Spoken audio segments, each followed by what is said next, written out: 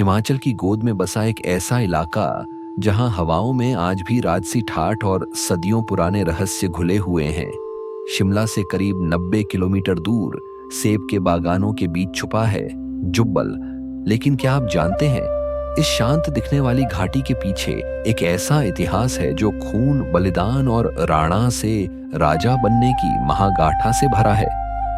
आज हम कदम रखने वाले हैं उस रियासत में जहां के महल की दीवारों में आज भी इतिहास की धड़कनें सुनाई देती हैं। जुब्बल रियासत का इतिहास जुड़ा है सिरमौर के शाही परिवार से। कहा जाता है कि 12वीं सदी में जब सिरमौर के राजा उग्रचंद के बेटों ने अपनी अलग राह चुनी, तब करणचंद ने इस घाटी की नींव रखी। लेकिन रास्ता आसान नहीं था।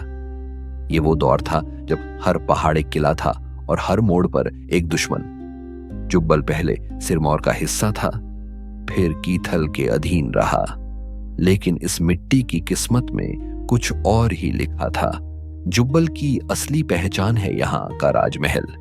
यहाँ भी बिना सीमेंट और ईंटों के लकड़ी और पत्थर की काटकुनी शैली का इस्तेमाल हुआ है। लेकिन इस महल की भव्यता के पीछे एक संघर्ष छुपा है। 1815 के गोरखा युद्ध के दौरान जुब्बल के राणाओं ने ब्रिटिश सेना का साथ दिया ताकि अपनी मिट्टी को गोरखों के आतंक से बचा सकें। बदले में उन्हें मिली आजादी और राजा की उपाधि।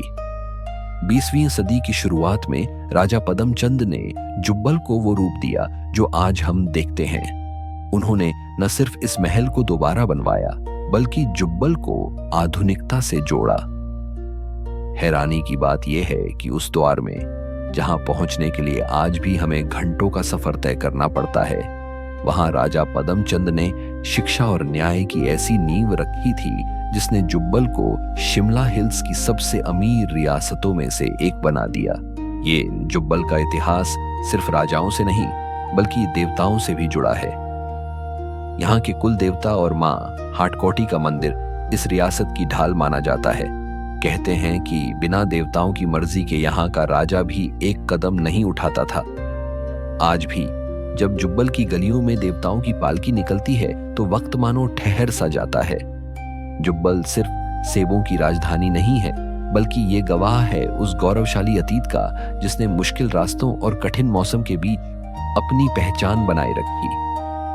अगली बार जब आप इन पहाड़ों से गुजरें तो याद रखिएगा, हर पत्थर के नीचे एक कहानी दबी है। अगर आपको जुब्बल की ये अनसुनी दास्तान पसंद आई तो सब्सक्राइब करें और हमें बताएं कि आप अगला इतिहास किस घाटी का जानना चाहते हैं। मिलते हैं अगली यात्रा में।